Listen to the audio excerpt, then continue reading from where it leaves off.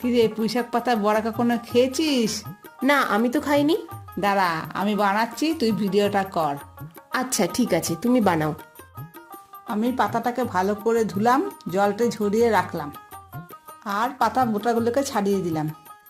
এবার একটা বাটিতে বেসন, চালের গুঁড়ি, সুজি, নুন, হলুদ, লঙ্কার গুঁড়ো, খাবার সোডা আর কালো জিরে দিয়ে অল্প অল্প জল দিয়ে ভালো করে ব্যাটারটা করে নিলাম। তারপরে ভালো করে আস্তে আস্তে গুলতে হবে, যেন এই ব্যাটারটা সুন্দরভাবে হয়। আমি যেভাবে গুলছি ঠিক তোমরা সেভাবে গুলবে, যেন পাতলা না হয়। বাটারটা আমার তৈরি হয়ে গেছে। এবার পুঁই পাতাটাকে ভালো করে বাটারের মধ্যে দেবো, দিয়ে গরম তেলে ছেড়ে গরম গরম পরিবেশন করব।